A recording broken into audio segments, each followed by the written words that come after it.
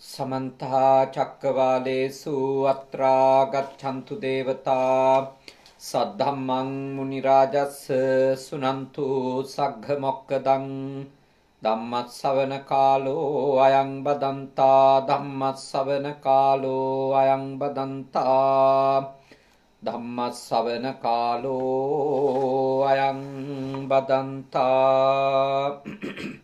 नमो तस् भगवतो अरहतो सम्मा सम्बुद्धस्स नमो तस् भगवतो अरहतो सम्मा सम्बुद्धस्स नमो तस् भगवतो अरहतो सम्मा सम्बुद्धस्स කාරුණික ශ්‍රද්ධාකාමී පින්වතුනි අපේ පින්වත් පිරිස අද බුද්ධ පුතුන් මුහුණු පොත සමග මේ සන්ධ්‍යා යාමේත් එකතු වෙන්නේ බොහොම ශ්‍රද්ධාවෙන් සද්ධර්මය ශ්‍රවණය කිරීම සඳහා. අද පින්කමේ දායකත්වය අරගෙන කටයුතු කරන්නේ ජාඇල කණුවන ප්‍රදේශයේ වාසය කරන හර්ෂණී ජයංගී ප්‍රනන්දු මහත්මිය විසින්. අද මේ පින්කම සිද්ධ කරන්නේ විශේෂ අරමුණක් ඇතුව. ඒ තමයි ආදරණීය පියාණන් හැරල්ඩ් ප්‍රනන්දු ආදරණීය අම්මා රීටා ප්‍රනන්දු කියන ඒ මව්පිය දෙපළගේ 43 වන විවාහ සැමරුම නිමිති කරගෙනත් ඒ දෙදෙනාගේම ජන්මදිනයන්ට ආශිර්වාද කරන්නටත් තමයි ජන්මදින යෙදුණු නිසා ඒ සඳහා සෙත්පතන්ටත් තමයි මේ උතුම් පින්කම සිද්ධ කරන්නේ. විශේෂයෙන්ම වැඩිමහල් දුව ඔනෙලි අයෝනා රණවක දුවගේ අධ්‍යාපනයට අනාගතයට ආශිර්වාද කරමින් සෙත් ප්‍රාර්ථනා කරමින් එතුමියගේ ආදරණීය බාල දියණිය අවුරුදු 5කට කලින් අභාවයට පත් වුණා නැටලි ඩියෝනා රණවක දුව ඒ දරුවට පින්පෙත් අනුමෝදන් කරන්නටත් එම දායකත්වය අරගෙන කටයුතු කරන නෝනා මහත්මිනිය හර්ෂණී ජයංග ප්‍රනන්දු නෝනා මහත්මිනිය කල්පනා කරනවා අපේක්ෂා කරනවා. ඉතින් බොහොම ශ්‍රද්ධාවෙන් මේ උතුම් පින්කමට දිනය වේලාව වෙන් කරවා ගන්නට යෙදුනේ එතුමියගේ ප්‍රංශයේ ජීවත් වෙන කල්යාණ මිතුරියක් මාර්ගයෙන් දිනය වේලාව වෙන් කර ගන්නට ඒ සම්බන්ධීකරණ කටයුතු සිදු කරගත්තා. බොහෝම ශ්‍රද්ධාවෙන් ගෞරවයෙන් යුක්තව අපට ඉල්ලා සිටියා අම්මා වෙනුවෙන් තාත්තා වෙනුවෙන් මේ පින්කම සිද්ධ කරලා දෙන්නට කියලා. ඇත්තටම ඒ පවුලේ පින්වතුන් කතෝලික ආගම අදහන කතෝලික ධර්මය අනුගමනය කරන පින්වතුන්. ඒ අම්මා තාත්තා බොහොම බැතිමත් කතෝලික ශ්‍රාවකයින් බැතිමතුන්. නමුත් විශේෂයෙන්ම මේ නෝන මහත්මිය පින්කමේ දායකත්වයේ ගන්න දියණිය බණ දහම් අහන්නට පුරුදු පුහුණු වෙලා ඉන්න නිසා ඇය ශ්‍රද්ධාවෙන් කල්පනා කරා අම්මා වෙනුවෙන් තාත්තා වෙනුවෙන් ඒ දෙන්නගේ විවාහ සැමරුමට ආශිර්වාද කරලා මේ විදියට ධර්ම දානමය පින්කමක් කරොතින් හොඳයි කියලා. හැබැයි බුදුදහම පිළිබඳව ලොකු අවබෝධයක් නැති කෙනෙකුට හිතෙන්න පුළුවන් ධර්ම දානමය කටයුත්තක් නැත්තම් බණක් කියවුවම ඒකෙන් ලැබෙන ආශිර්වාදය මොකක්ද? ඒකෙන් අපට කොහොමද මේ බ්ලෙසින් ආශිර්වාදය හම්බ වෙන්නේ කියලා. මෙහෙමයි. අපිට පුළුවන් අපේ උපන්දින වෙනුවෙන් අපේ වෙනත් සැමරුම් වෙනුවෙන් විවාහය හරි කිනම් සැමරුමක් වෙනුවෙන් හරි නැති බැරි අයට කැම බීම දෙන්න පුළුවන්. ඇඳුම් පැළඳුම් අරන් දෙන්න පුළුවන්. ඊළඟට බුදුදහමට අනුව නම් තවත් පුළුවන් මහා සංඝයාට තථාගතයන් වහන්සේ පෙරටු කරගෙන ආහාර පාන පිළිගන්නන්ට දන් දෙන්න පුළුවන්. මේ සියලු දේවල් වලින් අපි කෙනෙකුට දෙන්නේ කරුණු 4ක්. මොකද්ද? ආයුෂ, වර්ණය, සැපය, බලය. අපි කොච්චර ආහාර වර්ග ප්‍රමාණයක් හදලා කෙනෙකුට දුන්නත් එයින් ලැබෙන්නේ යම් ආයු කාලයක්. ඒ කෑම කෑවම ජීවත් වෙන්න පුළුවන් යම් දින ප්‍රමාණයක් ඒ ආහාරය නිසා. ඊළඟට යාගේ ශරීර වර්ණය වෙනස් වෙනවා නේ. ශරීර වර්ණය වෙනස් වෙනවා. පැහැපත් වෙනවා, ඔපවත් වෙනවා. ඒ වගේ ප්‍රයෝජන තියෙනවා. ඊළඟට සුඛං බඩගින්න නිම වුණාම සැපයක් දැනෙනවා. මොකද බඩගින්න කියන්නේ රෝගී තත්වයක් බුදුදහමට අනුව. jigaccha parama roga බඩගින්න තමයි ලොකුම ලෙඩේ. කවදාවත් සුව කරන්න බෑ. ඉතින් කැම ටිකක් දුන්නම ටික වෙලාවකට ඒ ලෙඩ අඩු වෙනවා. එහි සුවයක් දැනෙනවා. සුඛං කිව්වේ ඒකයි. අපි දෙන කැම වේලක් කෑවම කවුරු හරි දවසක් හමාරක් නැත්තම් උපරිම වෙන ආහාර ගත්තේ නැතත් සතියක් විතර කෙනෙකුට වතුර එහෙම පානය කරනවා නම් යන්තම් අල්ලගෙන ඉන්න පුළුවන් ජීවිතේ ගැට ගහගෙන යන්න පුළුවන් පණක් කඳක් ලොකුවට නැති වුණා. හැබැයි කැම දුන්නම කෙනෙකුට යම් බලයක් හම්බ වෙනවා. ඔය හතර තමයි කොච්චර කැම බීම වර්ග අපි කාට හරි දුන්නොත් ඒගොල්ලන්ට ලැබෙන්නේ එච්චරයි. දෙන අයටත් ඔය හතර පෙරලා ඒ විදියටම ප්‍රාර්ථනා කළේ නැතත් සංසාරේ වගේම මේ භවයේත් අනිවාර්යයෙන්ම ලැබෙනවා. ඒක හොඳ දෙයක්. හැබැයි මේ ධර්ම දානයක් ඊට වඩා උතුම් වෙන්නේ. ඊට වඩා එවැනි ආහාර වේලක් දීමකට වඩා බඩුමලු ටිකක් හදලා පරිත්‍යාග කිරීමට වඩා ධර්ම දානයක් උතුම් වෙන්නේ. අපි කොච්චර කැම කෑවත් අපේ ප්‍රඥාව, අපේ නුවණ, විස්ඩම් කියන එකනේ. ඒක දියුණු වෙන්නේ නැහැ. ප්‍රඥාව දියුණු වෙන්නේ නැහැ. කොච්චර කැම කෑවත්, මොන වර්ගයේ කැම කෑවත්.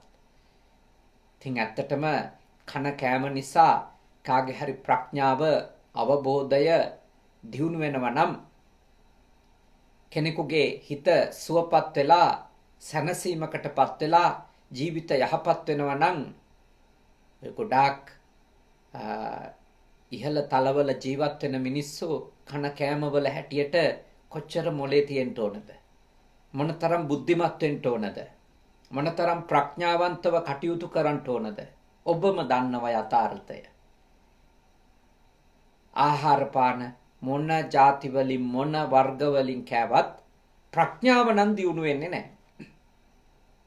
හැබැයි කෙනෙකුට ආයු වර්ණ සැප බල ලැබෙද්දී ප්‍රඥාව දියුණු කරගන්න ඕන නම්, නුවණ දියුණු කරගන්න ඕන නම් ඒකට උදව්වක් ලැබෙනවා. උදව් කරගන්න පුළුවන්. ඒ කායික ශක්තිය, කායික නිරෝගීකම. දැන් ධර්ම දානයකදී වෙන්නේ කෙනෙකුගේ ආකල්ප වෙනස් කරගන්න, හිතන විදිය වෙනස් කරගන්න, දකින විදිය වෙනස් කරගන්න, දේවල් දිහා බලන විදිය වෙනස් කරගන්න.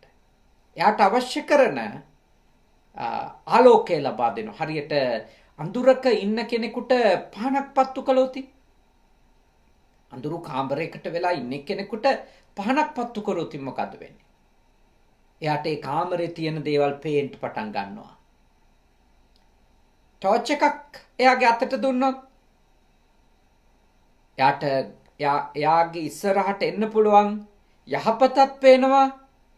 එයාට ඉදිරියට එයා මෙහෙම ගියොතින් වෙන්න පුළුවන් අයහපතක් පේනවා. ආලෝකයක් තියෙනකොට ලොකු වලක් තියෙනවා කියලා පෙනෙයි. සතෙක් සර්පෙක් එනවා කියලා පෙනෙයි ටෝච් එකක් තියෙන කෙනාට. ඒ ආලෝකය අරන් යන එක්කෙනාට පෙනෙයි ලස්සන වටින බොහොම මේ ඉහළ මිලක් සහිත මණිකක් තියෙනවා කියලා. එතකොට ඔබ අවබෝධ කරගන්න ඕන කෙනෙකුට දෙයක් කියලා දීලා කෙනෙකුගේ නුවණ දියුණු කරොත් එයාට හරියට අඳුරේ ඉන්න කෙනාට එළියක් දුන්නා වගේ. කළුවරේ ඉන්න කෙනෙකුට දැල්වෙන ආලෝකයක් පිරිනැමුවා වගේ, පරිත්‍යාග කළා වගේ එයාට එතකොට දකින්න පුළුවන් දේවල්. ඉතින් ධර්ම දානය නිසා සමහර කෙනෙකුගේ මේ ලෝක ජීවිතය සැනසෙනවා. කවදාවත් ලියා ගන්න බැරුව ඉඳපු ප්‍රශ්නවලට බණ අහන කෙනාට චුට්ට උත්තර ලැබෙන්න පටන් ගන්නවා. සමහර කෙනෙකුගේ මේ ලෝකේ ඔය වගේ ප්‍රශ්න විසඳෙනවා විතරක් නෙමෙයි, සංසාරික ප්‍රශ්න විසඳෙනවා. ගැඹුරු නුවණ ඇති වුණොත් එයා මහරහතන් වහන්සේ කෙනෙක් බවට වුණත් ධර්ම දේශනාවක් ශ්‍රවණය කරලා නිමා වෙනකොට පත් වෙන්න පුළුවන්. මේ භව ගමන ආයේ උපදින එක නවත්තපු කෙනෙක් බවටම පත් වෙන්න පුළුවන්. එච්චරටම ධර්ම දේශනාවේ ආනිසංස තියෙනවා. බුදුහාමුදුරු ලස්සන උපමාවක් කියලා තියෙනවා. බුදුරජාණන් වහන්සේ, පසේ බුදුරජාණන් වහන්සේලාත්, මහරහතන් වහන්සේලාත් ඇතුළු විවිධ ආධ්‍යාත්මික තලවල ඉන්න මහා සංඝ රත්නය යම්කිසි කෙනෙක් මුළු පෘථුවියමනේ මේ මහ පොළවම සමතලා කරලා උරෙන් උර ගෑවෙන්න වඩා හිඳුවලා වාඩි කරලා උරෙන් උර ගෑවෙන්න උන්වහන්සේලට දාන දුන්නොත් යම් පිනක් අත් වෙනවද, යම් කුසලයක් අත් වෙනවද, යම් ආශිර්වාදයක් ලැබෙනවද, ඊට වඩා වැඩි ආශිර්වාදයක් කෙනෙකුට ධර්මය කියලා දීමෙන් ලැබෙනවා. ඊට වඩා වැඩි පිනක් කෙනෙකුට ප්‍රඥාව ඇති කරගන්න, යථාර්ථය දකින්ට, නුවණ දියුණු කරගන්නට උදව් කරෝතින්, උපකාර කරෝතින් ඒ උපකාරය කරපු කෙනාට ලැබෙනවා. ඉතින් අද මේ අම්මට තාත්තට දෙන්නට ලොකු ආශිර්වාදයක් වෙන්නේ බොහෝ දෙනාට නුවණ ලැබෙනවා මේ දහම් අහනකොට.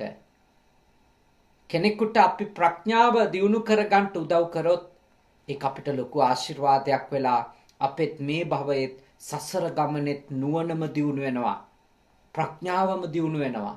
කෙනෙකුට ආලෝකය දුන්නම ඇස් දෙක පාද ගන්න උදව් කරාම අපිටත් ඒ උතුම් ආශිර්වාදය අපිටත් ඒ විදියටම ලැබෙනවා. ඒකයි ධර්ම දාණය ලෝකේ දානයන් අතර ඉහළම දානය කියලා භාග්‍යවතුන් වහන්සේ වදාළේ. සබ්බ දානං ධම්ම දානං ජිනාති කියලා. සියලු දාන අතර උතුම් දානය තමයි ධර්ම දානය කියලා භාග්‍යවතුන් වහන්සේ වදාළා. ඒ නිසා අපේ මේ අම්මා තාත්තා දෙන්න අද පින්කමේ ආශිර්වාද ලබන ඒ මව්පියවරු දෙදෙනා මේක තේරුම් ගන්න එක වටිනවා. ඒ ඇත්තන්ගේ ජීවිතේට මේක කියලා දුන්නේ බෞද්ධ අය මේ ආනිසංස දන්නවා. නමුත් ඔය ඇත්ත කතෝලික පින්වතුන්ලා නිසා, කතෝලික ධර්මය අනුගමනය කරන නිසා හිතෙන්න පුළුවන් බණක් කියලා දුන්නම ලැබෙන, දේශනාවක් කරාම ලැබෙන ආශිර්වාදෙ මොකද කියලා. නුවණ දියුණු කරන එක. ඒක තමයි කෙනෙකුට දෙන්න පුළුවන් ලොකුම දේ. බුදුහාමුදුරු දේශනා කළා පඤ්ඤා නරාණං රතනං, ප්‍රඥාව තමයි මිනිස්සෙකුට දෙනවා නම් ලොකුම වටිනම මණික. නුවණ තියනවා නම් මෙලොවත් බේරෙන්න පුළුවන්, පරලොවත් රැකවරණය ලබා ගන්නට පුළුවන්. ප්‍රඥාව උපරිමයට දියුණු කරාම සසර ගමනම නිමා කර ගන්නට පුළුවන්. ඒ නිසා හැරල් ප්‍රනාන්දු ආදරණීය පියාටත්, රීටා ප්‍රනාන්දු ආදරණීය අම්මටත් අද තාම වාසනාවන්ත දවසක් වෙනවා. ඔබ දෙපළගේ 43 වන විවාහ සැමරුමට ආශිර්වාද කරමින්, සුබ පතමින්, සෙත් ප්‍රාර්ථනා කරමින් දියණිය මේ උතුම් පින්කම ඔබ දෙපළ වෙනුවෙන් සිද්ධ කරනවා. ඒ විතරකුත් නෙමෙයි. ආරණිකේතන භික්ෂු පුහුණු මධ්‍යස්ථානයේ ස්වාමින්වහන්සේලාට දානමාන සකසා ගන්නට අවශ්‍ය කරන පහසුකම් එතුමිය බොහෝම ශ්‍රද්ධාවෙන් පූජා කරන්නට යෙදුණ, සලසන්නට යෙදුණ. ඉමහත් ශ්‍රද්ධාවකින් අම්මා වෙනුවෙන්, තාත්තා වෙනුවෙන්, මොකද දුවෙක් විදියට එතුමිය තමන්ගේ අම්මා, තමන්ගේ තාත්තා තමන්ට දීපු ජීවිතේ වටිනකම අවබෝධ කරගෙන තියෙනවා. ඔබ දෙපළට තියෙන කෘතවේදීකම, ග්‍රැටිටියුඩ් කියන එකනේ. කළගුණ සලකන සුළුකම තමයි මේ ඵල කරන්නේ. ඔබ දෙපළට තියෙන ගරුත්වය, ගෞරවය තමයි මේ ප්‍රධානය කරන්නේ. ඒක වටිනවා දුවෙක් විදියට කටයුතු කරන එක. ඉතින් අද මෙතන ඉඳලා මම දහම් කරුණු කීපයක් කියලා දෙනවා. මේ දේශනාව අහන හැමෝගෙම ජීවිත වඩා යහපත් කරගන්න, වඩා සුවපත් කරගන්න. හොඳට ශ්‍රවණය කරලා ඔබේ ජීවිත පවතින තත්වයෙන් පොඩ්ඩක් හරි ඉහළට ගෙන යන්න මේ කරුණු ප්‍රයෝජනවත් කරගනී කියලා මා විශ්වාස කරනවා. අද සාකච්ඡා කරන්නේ අංගුත්තර නිකායේ තිබෙන අනන සූත්‍රය. අනන සූත්‍රය. අනන සූත්‍රය. දන්තජ නයන්නත් මූර්ධජ නයන්නත් නේ. අපි බලමු ඒ සූත්‍ර දේශනාවේ අපිට කියලා දෙන්නේ මොකක්ද කියලා. ගෘහපතිය කාමභෝගී ගිහි විසින් කලින් කල හේතු විසින් ලැබිය යුතු සුඛයෝ සතර දෙනෙකි. ගිහියෝ කියන කාටද? ඔය ඇත්තන්ට. බණහන ඔය ඇත්තන්ට. ස්වාමීන් වහන්සේලාත් බණහනවා බුද්ධ පුතුන් සමග එකතු වෙලා. නමුත් මෙය මූලිකව කියලා දෙන්නේ කාටද? ගිහියන්ට. ගිහියෝ කලින් කල හේතු නිසා මොකක්වත් අහම්බයක් විදියට ලැබෙනවා කියලා බුදුදහම පිළිගන්නේ නැහැ. බුදුදහම පිළිගන්නේ මොනවා හරි ලැබෙනවා නම් ඒකට එක්ක සංසාරික හේතු තියෙනවා පෙර භවවල කරපුවා, එක්ක මේ ලෝකේ කරපුවායි ප්‍රතිඵල තමයි ලැබෙන්නේ. කියන්නේ අපි කරපුවායේ ප්‍රතිඵල තමයි අපිට එන්නේ. හරියට මේ වගේ. දැන් අපි කියමුකෝ මේ හැරල්ඩ් තාත්තා අඹ ඇටයක් ඉඳනවා. අඹ ඇටයක් ඉඳලා ටික කාලයක් වතුර දදා පොහොර දදා ඔහම ඉන්නකොට ඒ ගහ ලොකු වෙලා ඵල දරන කාලෙට ඒ තාත්තා හිතුවොත් මෙහෙම යන්න ඕනේ මේ ගහ ගාවට ගිහිල්ලා කජු කඩන් එන්න කියලා. අඹ ඉඳපු කෙනෙකුට කජු හම්බ වෙනවද? කොච්චර ගහට උපස්ථාන කරත් නැහැ. කොච්චර ගහට උපස්ථාන කළත් කොච්චර ගහට පෝර දැම්මත් අඹ ඉන්දුවොත් කඩන්න වෙන්නේ අඹම තමයි කවදා හරි. කජු ඉන්දුවොත් කජු කඩන්න පුළුවන්. බුදුදහමේ කියන්නේ ඒ වගේ අදහසක්. ඔබ හොඳ දෙයක් කරොත් අන්න ඔබට ඒ කරපු හොඳ දෙයට හොඳ ප්‍රතිඵල එනවා. ඔබ නරක දෙයක් කළොත් ඔබ කරපු නරක දෙයට ඔබට නරක විපාකයක් එනවා. එතකොට අපිට ලැබෙන දේවල් හොඳ හේතු නිසා හොඳ ප්‍රතිඵලත්, නරක හේතු නිසා නරක ප්‍රතිඵලත්. දැන් මම හිතනවා මේ කරුණ පැහැදිලි කියලා. හොඳ හේතු නිසා හොඳ ප්‍රතිඵල ලැබෙනවා. නරක හේතු සැකසුවොත් නරක ප්‍රතිඵල ලැබෙනවා. යාදිසං වපතේ බීජං යම් බීජයක්ද වපුරන්නේ තා දිසං හරතේ පලං. ඊට සාපේක්ෂ ඵලයක් තමයි නෙලන්ට වෙන්නේ. ඊට සාපේක්ෂ ඵලයක් නෙලන්ට වෙනවා. දැන් භාග්‍යවතුන් වහන්සේ දේශනා කරන ගිහියන්ටත් හේතු නිසා කලින් කලට සැප හතරක් ලැබෙනවා කියලා. මොකක්ද සැප හතර? ඒ සැප හතර තමයි අත්ති සුඛ, භෝග සුඛ, අනන සුඛ, අනවජ්‍ය සුඛ. සැප හතරක්. සැප විඳින්න කැමතිනේ. ජීවිතේ කවුරුත් හිතනවානේ අනේ සැපෙන් ඉන්න තියනවා නම් කොච්චර හොඳද? අරගොල්ලෝ නම් සැපෙන් ඉන්නවා. අපි කවද්ද සැපක් විඳින්නේ? එහෙම හිතන අය, එහෙම කල්පනා කරන අය ඉන්නවා.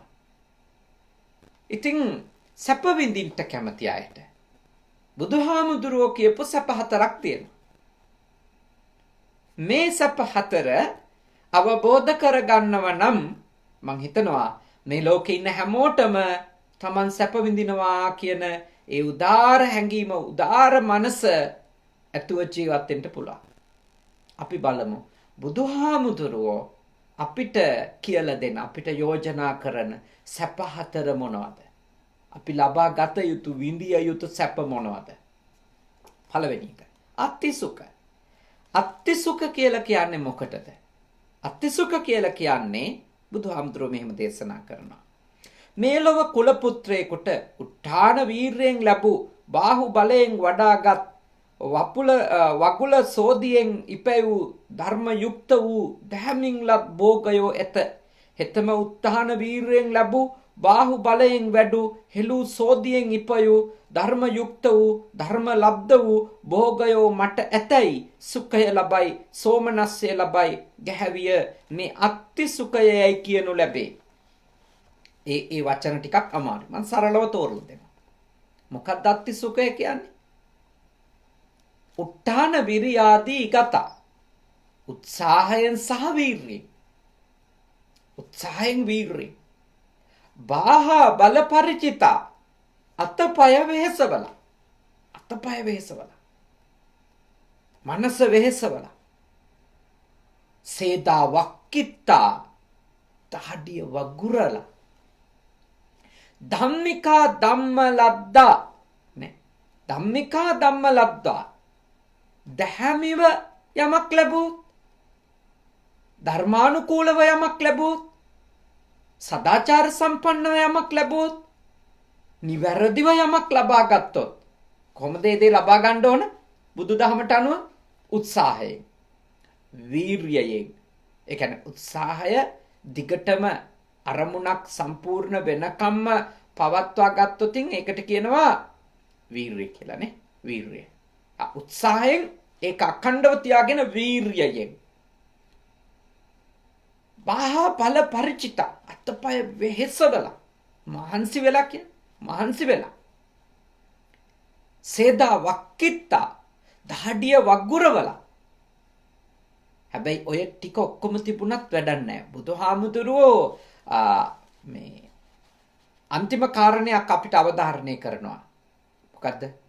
ධම්මිකා ධම්ම ලද්දා. ධර්මානුකූලව ලබා ගැනීම. ධර්මානුකූලව යමක් ලබා ගැනීම. නිත්‍යානුකූලව යමක් ලබා ගැනීම. බුදුදහමේ ඔන්න ඔය විදියට කෙනෙකුට තමන් ලබාගත්තු දෙයක් තියනවා කියන හිතනකොට දැනෙන සතුටට කියනවා අත්තිසුඛ. හැම අම්මෙකුට මේ සතුට දැනෙන්න ඕන. හැම තාත්තා කෙනෙකුට මේ සතුට දැනෙන්න ඕන.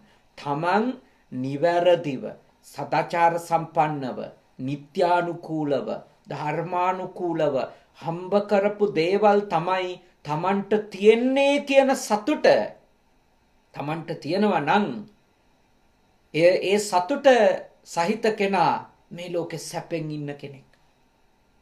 ගොඩකට දේවල් තියෙනවා, ගෙවල් තියෙනවා, යාන වාහන තියෙනවා, ඉඩ කඩම් හොඳට තියෙනවා, සල්ලි උතුරන්න තියෙනවා. හැබැයි ඇහුවොත් එහෙම කොහෙන්ද හම්බුනේ? කොහොමද ගත්තේ? කියන්න පුළුවන්ද? අන්න එතකොට වෙවුලන අය ඉන්නවා. තමන්ගේ ගාව ධනය තිබුණට තියෙන බව කියන්න බෑ. අතන හංගගෙන මෙතන හංගගෙන බයෙන් තැතිගෙන ඉන්නේ. ඇයි? හම්බ කරපු විදිය කියන්න බැරි නම් එතන තියෙනවනේ වැරද්දක්. මේ කියන්නේ තමන් හම්බ කරපු ධනය ගැන ගමටම ස්පීකර් ගැට ගහලා කියන්න කියලා නෙමෙයි. එහෙම කියන්න පුළුවන් වෙන්න ඕන කියලා නෙමෙයි මේ කියන්නේ. එහෙම කියා කෑ ගහන්න කියන එකක් නෙමෙයි. හැබැයි යම්කිසි වෙලාවක යම්කිසි ආකාරයක අපිව පරීක්ෂණයට භාජනය කරන තත්වයක් ආවොත් නීතියෙන්නේ අපේ වත්කම් ගැන එදාට අපිට බය හිතෙන්නේ නැත්තම්, එදාට අපි තැති ගන්නෙ නැත්තම්, එදාට අපි වෙවුලන්නේ නැත්තම් අපිට ඉදිරියට ගිහිල්ලා කියන්න හයිය එනවා නම් මම මේක ගෙනාවේ මේ විදියට, මේක ගෙනාවේ මේ විදියට, මෙන්න මගේ ආදායම මේ විදියටයි මං හම්බ කරේ. කොච්චර සන්තෝෂෙන් අර එන පරීක්ෂකයින්ට මූණ බිම බලා ගන්න වෙයි. ඇයි? ඔබේ පෞරුෂය ගාව. ඔබට පෞරුෂය හම්බ වෙන්නේ කොහොමද? ඔබ නිවැරදිව හිටියොත්. කොච්චර සතුට වෙන්න පුළුවන්ද ඔබට? මොනතරම් හිතට සැපයක් දැනෙනවද? හොරා කන්න පුළුවන් මිනිස්සුන්ට පගාව අරගෙන උඩට යන්න පුළුවන්. ඒත් සැප විඳින්න බෑ. ඒගොල්ලන්ට වාහන තියෙන එක නෙමෙයි සැපය කියන්නේ. ලොකු ගෙවල් දොරවල් තියෙන එක නෙමෙයි සැපය කියන්නේ. සැපය කියන එක දැනෙන්නේ හිතට දැනෙන එක. තමන් ඉන්නේ බයකින් නම් කොච්චර දේවල් වටේ තිබුණත් මොකද්ද සතුට? කො සතුට ඒගොල්ලන්ට? ඒ බයෙන් ඉන්නවා. අසහනෙන් ඉන්නවා. අද ආවෙයිද? හෙට ආවෙයිද? කුදලගෙන යයිද උසාවියට? මාස ගණන් අවුරුදු ගණන් හිරේ විලංගුවේ වැටෙන්න වෙයිද? ඔක්කොම එක සැරේ ඇවිල්ලා රාජසන්තක කරයිද? එනිසා තමන්ට සැපෙන් ඉන්න ඕන නම් බුදුදහමේ යෝජනාව තමන්ගේ පැවැත්ම වෙනුවෙන් තමන් හම්බ කරන දේවල් සාධාරණව, යුක්ති සහගතව, නීත්‍යානුකූලව, ධර්මානුකූලව නේද? ලීගලි විතරක් මදිනේ. නීත්‍යානුකූල විතරක් මදි. ධර්මානුකූල. හම්බ කරන අය වෙන්න. ධර්මානුකූල. හොර වැඩ කපටි වැඩ කරන්නේ නැතුව. මිනිස්සුන්ගේ දේ කඩා වඩා ගන්නේ නැතුව. වංචා මංකොල්ල කැම් කරන්නේ නැතුව. දූෂිත ක්‍රියාකාරකම් කරන්නේ නැතුව. පුළුවන් තරම් උපරිම දැහැමිව කියන්න පුළුවන් විදියට හදවතට එකඟව සතුටු වෙන්න පුළුවන් විදියට මා යෝජනා කරනවා ඔබ හම්බ කරන දේ හම්බ කරන්න පුදුම සතුටකින් හරිම සැපතක් ජීවිතේ අත්විඳින්න පුළුවන්. ගොඩාක් දේවල් නැති වෙන්න පුළුවන්. ඒ විදියට හම්බ කරද්දි ගොඩාක් දේවල් නැති වෙන්න පුළුවන්. ඒත් හීනමානයක් එන්නේ නැහැ. ඇයි හීනමානයක් නොඑන්නේ? හීනමානයක් නොයන හේතුව තමයි තමන් දන්නවා මේ හැම සතයකම තියෙන්නේ තමන්ගේ දහඩිය මහන්සිය බව. තමන්ගේ ගෙදර නැති වෙන්න පුළුවන් ලේස් 3-4ක මෙට්‍රස් දාපු ඇඳක්. ඒත් තමන්ට තියෙන්නේ පුංචි පැදුරක් වෙන්න පුළුවන්. ඒ දන්නවා ඒ පැදුර ගෙනාවේ හරි විදියට. සැපට නිදා ගන්න පුළුවන්. සතුටින් නිදා ගන්න පුළුවන්. හොරකම් කරලා වංචා කරලා කපටිකම් කරලා අනුන්ගේ දේ කඩා වඩාගෙන ලේයර්ස් 3-4ක කිං සයිස් බෙඩ් එකක් ගෙනල්ලා ලොකු මෙට්‍රස් දාගෙන AC කරපු කාමරයක් ඇතුලේ විඳෝන මිනිහෙක් වෙනවට වඩා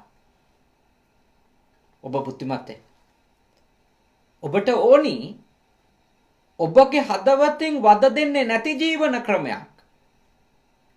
හදවතින් වද දෙන්නේ නැති හෘදය සාක්ෂිය ප්‍රශ්න අහන්නේ නැති විදියට ඔබ කීයක් හම්බ කරගත්තත් බුදුදහම අහන්නේ ඇයි ඔච්චර හම්බ කරගත්තේ කියලා. බුදුදහම අහන්නේ ඔබේ හදවත ඔබට ප්‍රශ්න නගන්නේ නැද්ද කියලා.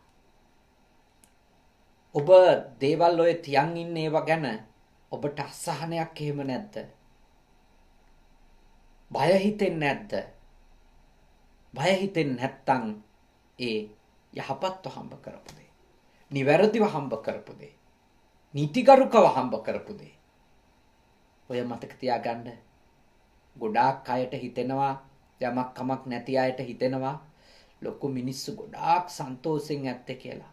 ඔය මිනිස්සු කොච්චර පරාණ බයෙන්ද ගහපු පගාවල හැටියට ඉන්නේ. කරලා තියෙන හොරකම් වල හැටියට කොච්චර පරාණ බයෙන්ද ඉන්නේ. කවදා හරි එළියට එයි කියන බයෙන් තැති ගැනීමෙන් ওই මිනිස්සු දුක් විඳිනවා. කුඩු වෙලෙන්දෝ, ජාවාරම්කාරයෝ මේ හැම මිනිහෙක්ම ඇතුලෙන් විඳවනවා. ඒකනේ බලන්න කිව්වොත් මෙන්න මෙහෙ ඉන්නව රැකවරණය දෙන දෙවියෙක් කියලා මාස 2-3 මේ පේ වෙලා යනවා කැලෑ ගාන පීරගෙන ගිහින් වඳිනවා. බයට වෙන මොකටද? දැහැමිව හම්බ කරන මිනිස්සු තමන්ගේ ආගම අදහනවා, දෙවියන් වඳිනවා, බුදුන් වඳිනවා, සන්තෝෂෙන් ඉන්නවා. එයි රැකගන්න දෙයියන්ගේ උදව් අරගෙන රැකගන්න හොර නැහැ. හැම තිස්සෙමනේ දැන් සමහරුන්ගේ මේ බෙල්ලවල් බැලුවොත් සුර බර ගානක් එල්ලෙනවා. මුදු බර ගානක් දාගෙන අර මෙහෙ නූල් ගැට ගහගෙන. ඇයි කියලා ඇහුවොත් මේ කරකට හොඳයි මේකට හොඳයි කිය හතර වටේ. ඇයි බය? මොකටද බය? කෙනෙකුට මං හිතන්නේ බය වෙන්න ඕන තමන් ලබාගත්තු දේවල් වැරදියට නම් ලබාගෙන තියෙන්නේ. ඒගොල්ලෝ බයෙන් ඉන්න ඕන. ඒගොල්ලෝ බයෙන් ඉන්න ඕන කොහොමද? ඒගොල්ලන්ට බයෙන් තමයි ඉන්න වෙන්නේ. ඒගොල්ලන්ට අසහනෙන් තමයි ඉන්න වෙන්නේ. ඒගොල්ලන්ට අතෘප්තියෙන් තමයි ඉන්න වෙන්නේ. ඒක අනිවාර්යයි. ඒක උරුම දෙයක්. වරදකාරී පුද්ගලයින්ට ඒක උරුම දෙයක්. ඒක ගිහියෙක් වුණත් පැවිද්දෙක් වුණත් එයාට උරුමයි. වැරදි කරපු කෙනාට උරුමයි. වැරදියට හම්බ කරපු කෙනාට උරුම දෙයක්. අසතුට, දුක, බය, අසහනය, තැති ගැනීම උරුම දෙයක්. එහෙනම් ඔබට සැප විඳින්න ඕන නම්, අත්තිසුඛය ඕන නම් බුදුදහමේ යෝජනාව හම්බ කරන ප්‍රමාණය නෙමෙයි ප්‍රමාණය කොච්චර වුණත් කමන්නේ කියන්න පුළුවන් විදියට හම්බ කරා. පළවෙනි සැපය ඒක. අත්ති සුඛ. දෙවෙනි එක භාග්‍යවතුන් වහන්සේ දේශනා කරනවා භෝග සුඛ. භෝග සුඛ කියලා කිව්වේ මොකක්ද? උත්හාන වීර්යයෙන් දහදිය වගුරවල හම්බ කරන දේවල් නේ කාටවත් කරදරයක් නොවන විදියට කාටවත් හිංසාවක් පීඩාවක් නොවන විදියට යම්කිසි කෙනෙක් තමනුත් භුක්ති විඳිනවා නම් පිනුත් කරනවා නම් අන්න ඒකට කියනවා භෝග සුඛ කියලා. දත්වාච භුත්වාච යථානුභවං. හොඳට හම්බ කරලා තමනුත් හොඳට කාලා බීලා හොඳට සමාජ වෙනුවෙනොත් පරිත්‍යාගශීලීව කරන්න පුළුවන් උදව්වක් කරලා දම්පින්කම් කරලා ජීවත් වෙනවා නම් කෙනෙක් අන්න ඒකට බුදුදහම කියනවා භෝග සුඛ. තමන් හරියට හම්බ කරපු දෙයක්, නිත්‍යානුකූලව හම්බ කරපු දෙයක්, දහඩිය වගුරවල හම්බ කරපු දෙයකින් කෙනෙකුට දෙයක් පොඩි හරි උදව්වක් කරනකොට කොච්චර සතුටක් දැනෙනවද කියලා හිතන්න. තමන් දෙනකොට, තමන් කනකොට ඒවයින් කොච්චර සතුටක් දැනෙනවද කියලා හිතන්න. ළමයෙක් කොච්චර සතුටු වෙනවද තමන් මහන්සියෙන් රස්සාවක් කරලා පළවෙනි පඩියෙන් අම්මට ඇඳුමක් කරන් යන දවසට, තාත්තට ෂර්ට් එකක් අරන් ගිහින් දෙන දවසට කොච්චර සතුටු වෙනවද? අම්මගේ අතට කීයක් හරි තාත්තගේ අතට කීයක් හරි දෙන දවසට කොච්චර සතුටු වෙනවද? ඒ සතුට එන්නේ කොතනින්ද? ඒ දෙන ගාන එක්කද? නෑ. ඒ දෙන ගාන එක්ක නෙමෙයි ඒ සතුට එන්නේ. ඒ සතුට එන්නේ ඒක ලබාගත්තේ අවංකව නම්. ඒක ලබාගත්තේ හරියට නම්. ඒක ලබාගත්තේ නිත්‍යානුකූලව නම්. දහඩිය වගුරලා නම්. එයාට ඒකත් එක්ක ලොකු අභිමානයක් තියෙනවා. ලොකු සතුටක් තියෙනවා. විශාල පෞරුෂයක් තියෙනවා. මේ මම හම්බ කරපු මේ මගේ කැපවීමෙන් හම්බ කරපු දෙයක් ඔයා පාවිච්චි කරන්න. එහෙම හම්බ කරපු අම්මා කෙනෙක් තාත්තා කෙනෙක් දරුවන්ට කවන පොවනකොට කොච්චර සතුටක් තියෙද? මගේ ළමයින්ට මම අනුන්ට ගිනි ගෙඩි දීලා දේවල් ගෙනල්ලා කන්න දුන්නේ නැහැ කියලා. අද විවාහ සංවත්සරය මේ සමරන මේ ආශිර්වාද ලැබෙන අම්මට තාත්තට එහෙම සතුටක් ඇති. ජීවිතේ තමන් වැරදි කරලා ධනය හම්බ කරලා නැත්තම්, වැරදි කරලා තමන්ගේ ළමයි ලපටින්ට කන්න බොන්න දීලා නැත්තම්, තමන් කාලා බීලා නැත්තම් කොච්චර සතුටු වෙන්න පුළුවන්ද? මොනතරම් සැනසෙල්ල ලබන්න පුළුවන්ද? කන බත් කටක් පාසා සතුටක් දැනෙනවා. ඒකේ රසමසවුලු නෑ. ඒකේ සමහර වෙලාවට තියෙන්නේ එක ව්‍යංජනයක් තියෙන්නේ, පොල් සම්බෝල ටිකක් තියෙන්නේ. හැබැයි සතුට තියෙනවා, දන්නවා මේකේ ගින්දර නෑ කියලා. මේකේ තව කෙනෙක්ගේ ජීවිතෙත් එක්ක සෙල්ලම් කරපු දේවල් නෑ කියලා. මේක ඇතුලේ මිනිස්සුන්ගේ දේවල් මංකොල්ල කාලා ගෙනාපු දෙයකින් නෙමෙයි මේ කැම වේල හැදුනේ කියලා. හරියට යමක් හම්බ කරගත්තු කෙනාට පුදුම සතුටක් භුක්ති විඳින්න පුළුවන්. තමන් අනුභව කරද්දී, තමන් අනුභව කරද්දී, තමන් භුක්ති විඳිද්දී, තමන් ඇඳුමක් ගනිද්දී, තමන් වාහනයක් ගනිද්දී, තමන් ගේ දොර හදා ගනිද්දී සතුටක් තියෙනවානේ. ලොකු සතුටක් තියෙනවා. සමහර අම්මලා ගේ හදලා ඉවර වෙන්නේ සමහරලාට අවුරුදු 50ක් පැනලා. ගේ වැඩ ඉවර වෙනකොට ඒ උනාට කොච්චර සතුටින්ද ගෙට ගෙවදින වෙලාවේදී තමන් පින්කමක් කරන්නේ. කොච්චර සතුටින්ද. අවුරුදු 20ක් 30ක් හදපු ගෙදර සමහර වෙලාවට අන්තිම වැඩ ටික ඉවර කරනකොට රිටයර් වෙලා විශ්‍රාම ගිහිල්ලා ඒත් හරි සතුටින් පුදුම සැනසෙල්ලකින් මහා නිවීමක් ඒ ගේ ඇතුලේ විඳිනවා. එයයි දන්නවා ඒකේ තියෙන හැම වැලි කැටයකටම, හැම ගඩොල් කැටයකටම දුක් විඳලා තියෙනවා. ඒ ඇතුලේ කාටවත් ගිනි ගෙඩි දීපුවා මුකුත් නැහැ කියලා. රටට ලෝකෙට වංචා කරපු කපටිකම් කරපු දේවල් එකතු වෙලා නැහැ කියලා. ඒ ගයක් ඇතුලේ ඉන්නකොට නිවීම තියෙනවා. සැනසීම තියෙනවා. අර වගේ වැරදි පාරේ ගිහිල්ලා මාලිගා හදා ගන්න පුළුවන්. හැබැයි ඒ මාලිගා ඇතුලේ කවදා හරි විඳවන වෙලාවක් එනවා. මොකද හැමදාම ඒ සෙල්ලම් කරමින් ගමන යන්න බෑ. එක වෙලාවක තමන් වපුරපු අය ඵල ලැබෙන්න පටන් ගන්නවා. හින්දා මා යෝජනා කරනවා. ඔබ ලස්සනට අඳින්න. ඔබ ලස්සනට ගේ දොර හදා ගන්න. යාන වාහන පාවිච්චි කරන්න. සතුටින් කාලා බීලා ඉන්න. පුළුවන් විදියට දම්පැන් දෙන්න. දුප්පත් අයට උදව් කරන්න. හැබැයි ඔබ ඒ දේ කරන ප්‍රමාණය කොච්චර ලොකුද පොඩිද කියන එක නෙමෙයි වැදගත්. ඔබ කන කැම වේල කොච්චර මිල අධික එකක්ද? බොහොම අල්ප වියදමකින් හදාගත්තු එකක්ද කියන එක මත නෙමෙයි ඔබට සුවය තියෙන්නේ. ඔබ ඒ පරිභෝජන කාර්ය කරන්නේ යහපත්ව හම්බ කරපු දෙයකින්ද? නිවැරදිව හම්බ කරපු දෙයකින්ද? යහපත්ව සම්පාදනය කරපු දෙයක්ද ඒ භුක්ති විඳින්නේ? දැන් සමහරු ඉන්නානේ අත දිගෑරලා දෙන අය ඉන්නවා. අත දිගෑරලා දෙනවා. හැබැයි යට තියෙන්නේ වෙන ව්‍යාපෘති. දැන් බලන්න ලංකාවේ ලොකුම කුඩ්ඩෝ වෙනුවෙන් ලොකුම කුඩ්ඩෝ වෙනුවෙන් කොච්චර මිනිස්සු පෙනී හිටිනවද? මෙයා ඕන, මෙයා වටිනවා, මෙයා අපේ. ඇයි ඒ පෙනී හිටින්නේ? අරගොල්ලෝ ඒ වගේ තුසිරිත් ක්‍රියාකාරකම් කරලා ඊටාම වැරදි මුළු සමාජෙම ගිනි තියලා දාලා යම් කොටසක් දුප්පතුන්ට බෙදලා දානවා. එතකොට මේ මිනිස්සු වහල්ලු ටිකක් වගේ අරයව ආරක්ෂා කරන්න පෙනී හිටිනවා. අරගොල්ලෝ වෙනුවෙන් ඕන වෙලාවක පෙනී හිටිනවා. හැබැයි මතක තියාගන්න. ඒ වයින් ලෝකේ රවට්ට ගන්න පුළුවන්. තමන්ගේ හදවත රවට්ටන්න බෑ. තමන් දන්නවා තමන් මොකද කරන්න කියලා. තමන් පුළුවන් තරම් අනෙකාට දෙන දේ දැහැමිව හම්බ කරපු දෙයක් වෙන්න ඕන.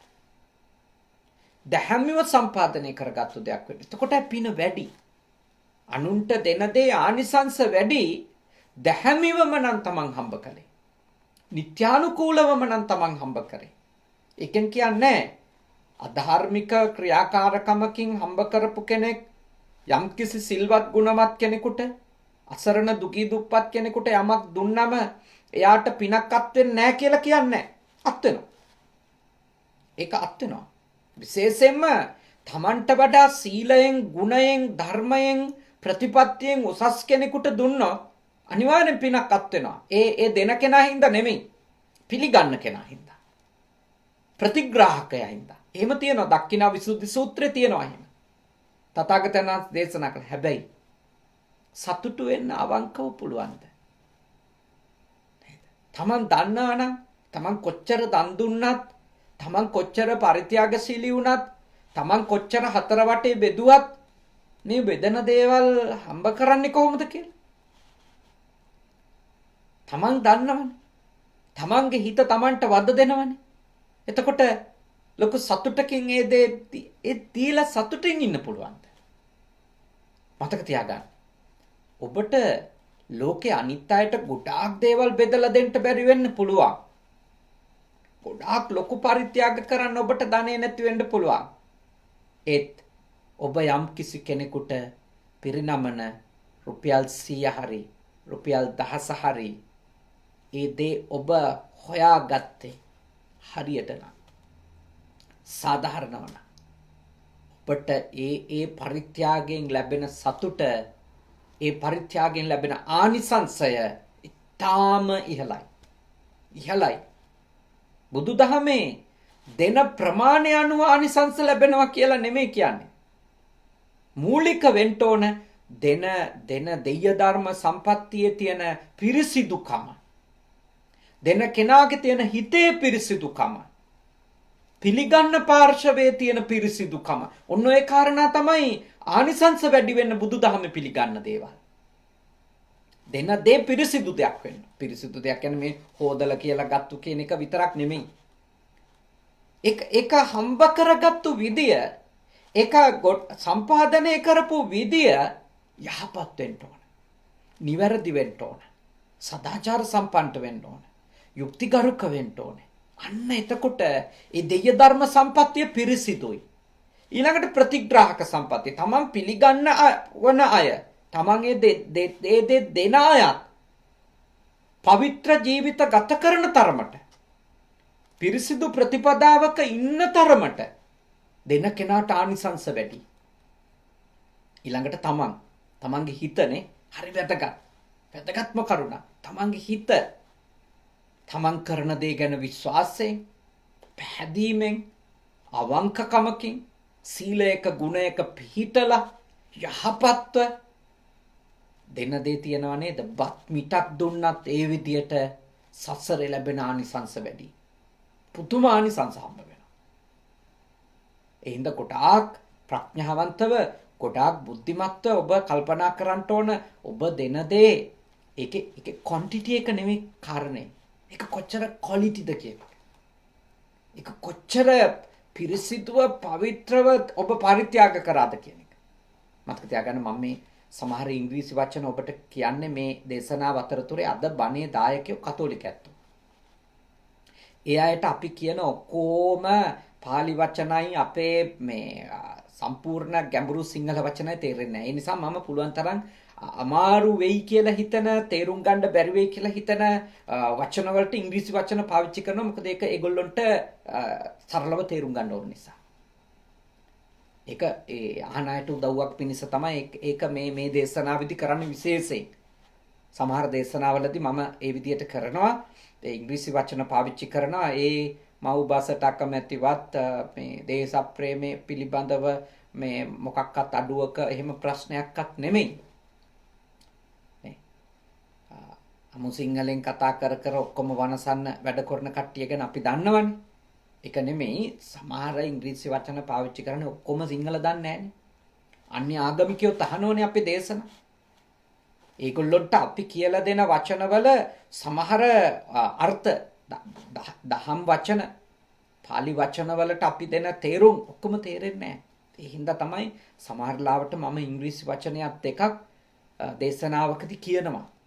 ඒ කියන්නේ අර උදව්ව කරා. අර උපකාරය කරන අනෙක් කෙනාට සහායක් දෙන්න.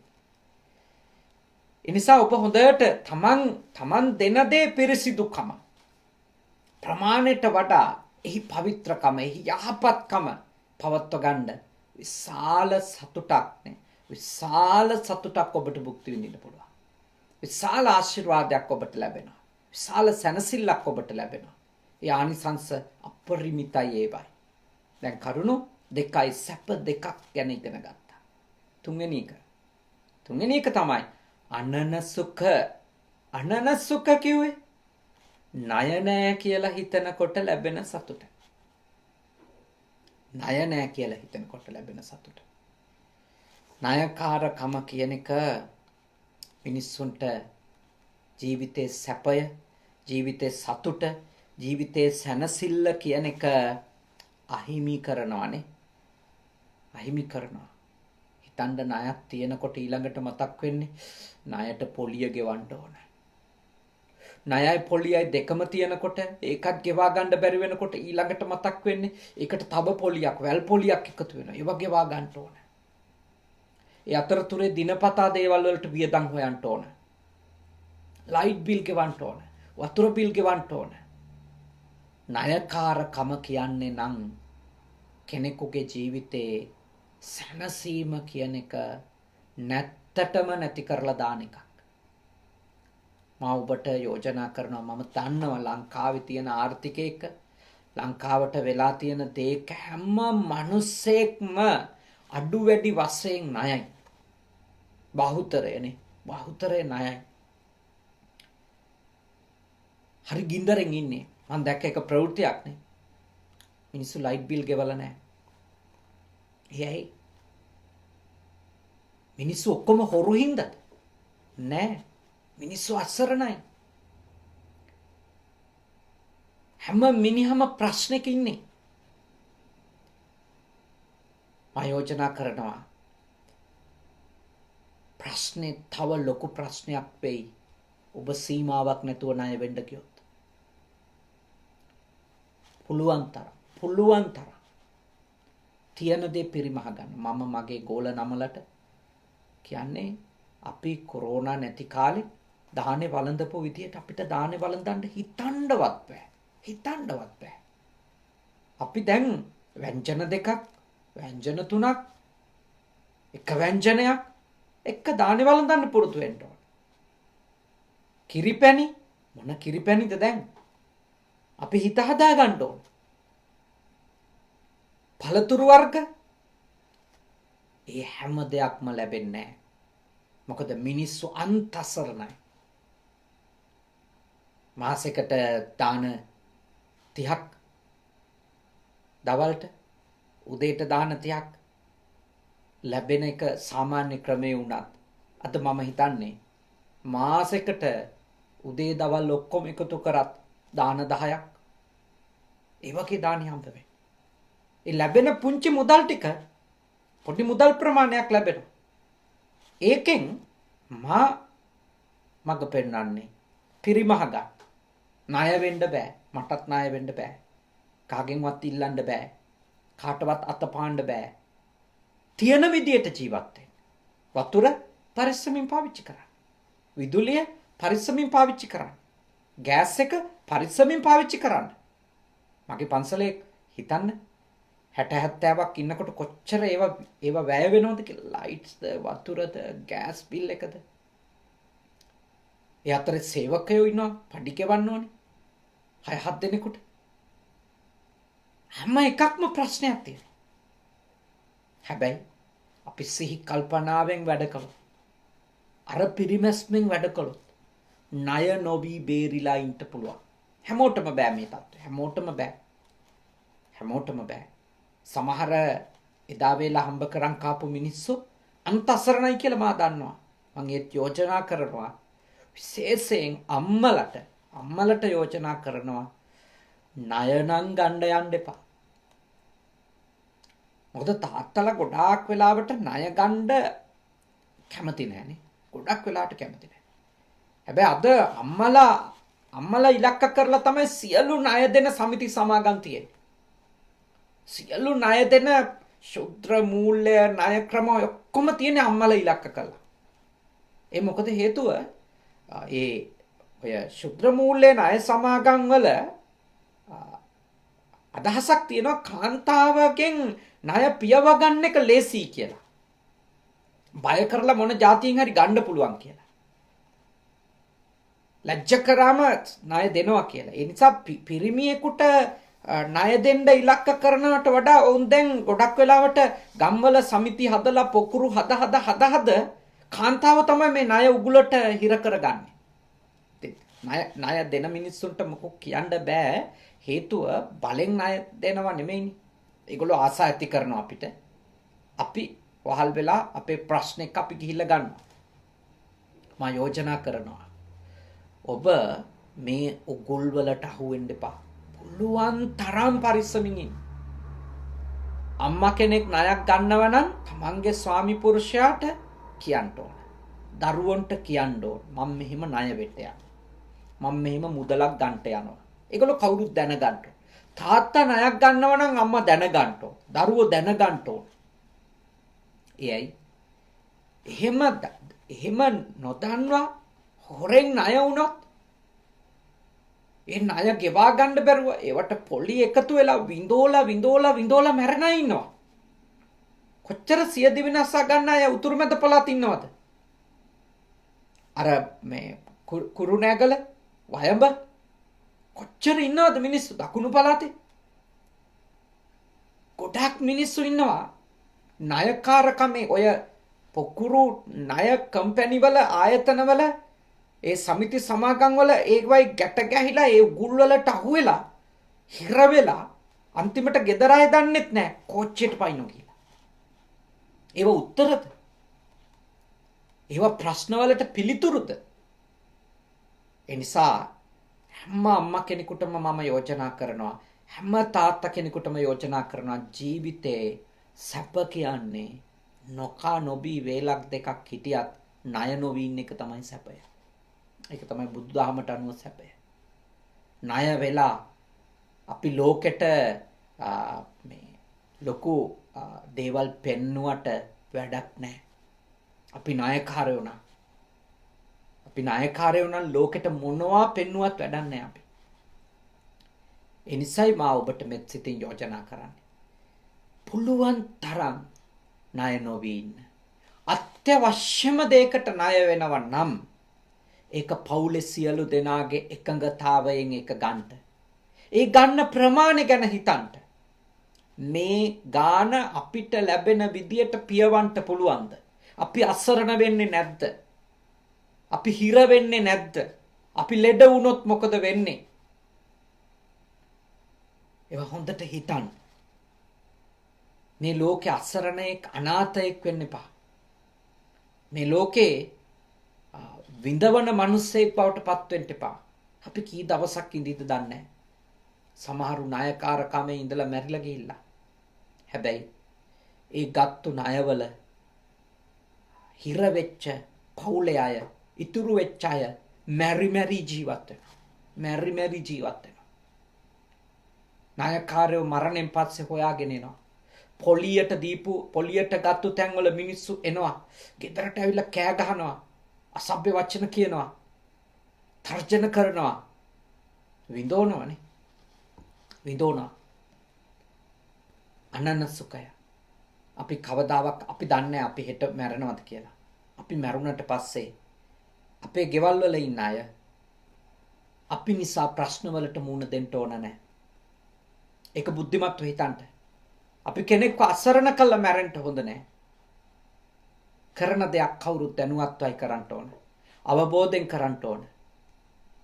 කොහොමද Tamanට දරා ගන්න බැරි ණය මොනවටවත් ගන්න එපා. සැපය කියන්නේ ණයකාරකමෙන් ශෝභන ජීවිතයක් ගෙවන එක නෙමෙයි. සැපය කියලා කියන්නේ ණය නැතුව පුළුවන් තරම් Tamanගේ දවස ගෙවා ගන්න උත්සාහ කරන එක. අන්තිම කාරණේ අනවජ්‍ය සුඛ. අනවජ්‍ය සුඛ කියලා කිව්වේ මොකක්ද? තමන් වැරදි සහගත ක්‍රමවේද වලින් තොරව නිවැරදි කාය කර්මයෙන්, නිවැරදි වාක් කර්මයෙන්, නිවැරදි මනෝ කර්මයෙන් යුක්තව ඉන්නවා කියන එක. අනවජ්‍ය සුඛ කිව්වේ ඒකයි. තමන්ගේ හිතින් කාටවත් හෙන ඉඳලා නැත්තම්, ඊර්ෂ්‍යා කර ඉඳලා නැත්තම්, කුහකකම් කර ඉඳලා නැත්තම් අනවජ්‍ය සුඛනේ. හිතින්ද සැපයක් ලැබෙනවා. මගේ හිතේ අනුන්ට ඊර්ෂ්‍යාව, කුහකකම්, දුෂ්ටකම්, කුරිරු වැඩ, කුරිරු සිතුවිලි මගේ ගාව නැහැ. කොච්චර සැපයක්ද? වාක් කර්මයි නිවැරදි වෙන්නේ. බොරු කියන්නේ නැතුව, කේලම් කියන්නේ නැතුව, කොටවන්නේ නැතුව, පරුස වචන කියලා මිනිස්සුන්ගේ හිත තුවාල කරන්නේ නැතුව, හිස් දේවල්, අරුත්සුන් දේවල්, බොල් දේවල් කරලා මිනිස්සුන්ගේ ජීවිත රවට්ටලා මිනිස්සු අඥානය කරන්නේ නැතුව කොච්චර සතුට වෙන්න පුළුවන්ද? මගේ වචන වලින් මම මේ ලෝකෙට විනාශයක් කළා නැහැ කියලා.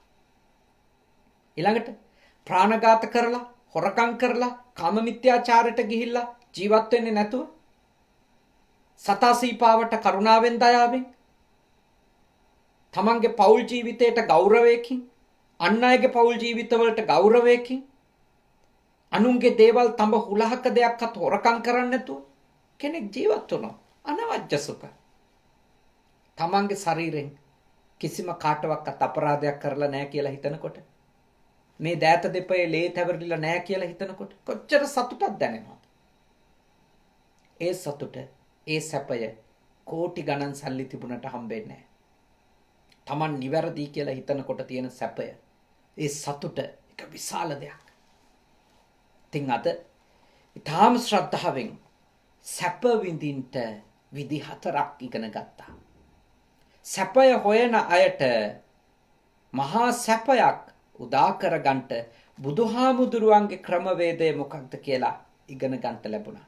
ඉතින් ඊටාම ශ්‍රද්ධාවෙන් 300කට අධික පිරිසක් අඛණ්ඩවම පැයක් පුරා සජීවීව මේ දේශනාව ඇහුවා. ඔබට පුළුවන් ඔබේ යාළුවන්ට අහන්න මේ දේශනාව ෂෙයා කරන්න. ඒ විතරක් නෙමෙයි, බුද්ධ පුතුන් YouTube නාලිකාවට ගිහිල්ලා බණ අහන්න පුළුවන්. මේ දේශනාව හෙට උදේ වෙනකොට බුද්ධ පුතුන් YouTube නාලිකාවේ තියෙනවා. ඒ අහන්න පුළුවන්. ඒ තව කෙනෙකුට අහන්න ෂෙයා කරන්න පුළුවන්, දැනුවත් කරන්න පුළුවන්. එතකොට තව කෙනෙකුට උදව් කරා වෙනවා. ධර්ම දාණය දුන්නා වෙනවා. ගොඩාක් පින් සිද්ධ වෙනවා එතකොට.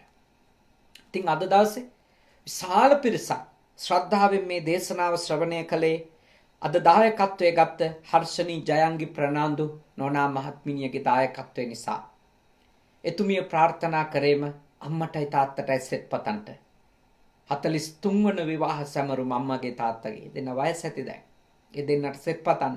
දෙදෙනාගේම ජන්මදින නිසා නිරෝගී සුව ප්‍රාර්ථනා කරන්න දීර්ඝායුෂ සහ යහපත ප්‍රාර්ථනා කරන්නටයි මේ උතුම් පින්කම කළේ. මේ දේශනාව ශ්‍රවණය කරපු හැමෝම රැස් කරගත්ත පින් කුසල් දෙවියන්ට අනුමෝදන් කරමු. අපි රැස් කරගත්ත සියලුම පින් දෙවියෝ අත්කර ගනිත්වා අනුමෝදන් වෙත්වා. දෙවියන්ගේ ආශිර්වාදය ආරක්ෂාව බැල්ම ශක්තිය හැරල් ප්‍රනාන්දු ආදරණීය තාත්තටත් රීටා ප්‍රනාන්දු ආදරණීය අම්මටත් ලැබේවා. ඒ දෙපළ නිදුක් වෙත්වා නිරෝගී වෙත්වා සුවපත් වෙත්වා දීර්ඝායුෂ ලබත්වා සතුට සැනසෙල්ල සාමය ඒ ඇත්තන්ගේ ජීවිතවලට උදා වේවා යහපත උදා වේවා. ඒ වගේම ඒ වැඩිමහල් දියණිය ඔනෙලි අයෝනා රණවක දුවටත් ඒ වගේම හර්ෂණී ජයංගි ප්‍රනාන්දු මහත්මිය ඇතුළේ පවුලේ සියලුම දෙනාටත් සියලු දෙවියන්ගේ ආශිර්වාද වේවා. මේ උතුම් පින් කටයුතු සිද්ධ කරමින් මගේ අධ්‍යයන කටයුතු වල නියැලෙන්න මට මහෝපකාරී වෙන කනගව සුගත භාවනා මධ්‍යස්ථානයේ ඇතුළු මේ සේනාසනයන්හි නිර්මාතෘ ආධිපත්‍ය හොබවන අතිපූජනීය හුරුළුනිකවැවේ සුධම්ම මාහිමිපාණන් වහන්සේටත් ඒ වගේම පූජනීය මා සමගම මේ සේනාසනයේ වැඩ වාසය කරන අම්පිටිය සද්ධාවාස සේනාසනාධිකාරී අපේ සාමින්ද්‍රයාණන් වහන්සේ ඇතුළු කොට බණ අහපු මහත් සංඝ රත්නයටත් බණ අහපු ඔබ හැම දෙනාටත් ලංකාවාසීන්ටත් ලෝකවාසීන්ටත් සියලු යහපත වේවා. මේ පින්කමට සම්බන්ධීකරණය කරපු ප්‍රංශේ ජීවත් වෙන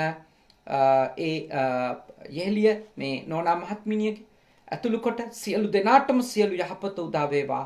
දෙවිවරු මේ උතුම් පින් අනුමෝදන් වී සුවපත් වේවා සැපවත් වේවා නිවන් දකිත්වා සාදු සාදු සාදු. ඒ වගේම ඔබගේ නමින් මිය පරලෝ ගියපු මේ හැරල් ප්‍රනාන්දු පියා නමින් ඒ වගේම රීටා ප්‍රනාන්දු මව් නමින් මිය ගියපු සියලුම ඥාතීන්ට මේ පින් අත් වේවා සුවපත් වෙත්වා සැපවත් වෙත්වා දුකින් මිදෙත්වා. බණහපු ඔබ නමින් මිය ගිය සියලුම ඥාතීන්ටත් මේ පින් කුසල් අනුමෝදන් වීමෙන් සුවපත් වෙත්වා සැපවත් වෙත්වා දුකින් මිදෙත්වා. ඔබේ අපේ සියලුම ඥාතීන් මේ පින් අනුමෝදන් වී නිවන් දකිත්වා සාදු සාදු සාදු. අවසාන වශයෙන් ඔබ අප හැම දෙනාට දෙවි දේවතාවුන්ට මියගිය සියලුම ඥාතීන්ට මේ පින් කුසල් පාරමී ධර්ම වේවා. මේ භවයේ පුරාමත් සංසාරේ උපදින හැම භවයකමත් සත්පුරුෂයෝ මුණ ගැහේවා කල්යාණ මිත්‍රයෝ මුණ ගැහේවා සද්ධර්මයේ මහමින් ධර්මානුධර්ම ප්‍රතිපත්ති පූර්ණේ කරගෙන ඉක්මන් භවයකදී නිවන් දකින්ට අද කරගත් පින්කම පාරමී ධර්මයක් වේවා. සාදු සාදු සාදු. ආකාසට්ටා ච බුම්මට්ටා දේවා නාග මහිත්‍තිකා පුඤ්ඤන්තං අනුමෝදිත්වා චිරන් රක්칸තු ශාසනං. ආකාසට්ටා ච බුම්මට්ටා දේවා නාග මහිත්‍තිකා පුඤ්ඤන්තං අනුමෝදිත්වා චිරන් රක්칸තු දේශනං. ආකාසට්ටා ච බුම්මට්ටා දේවා නාග මහිත්‍තිකා පුඤ්ඤන්තං අනුමෝදිත්වා චිරන් රක්칸තු මම් පරන්ති තී. ඔබ හැමදෙනාම නිදුක් වෙත්වා නිරෝගී වෙත්වා සුවපත් වෙත්වා. සාදු සාදු සාදු.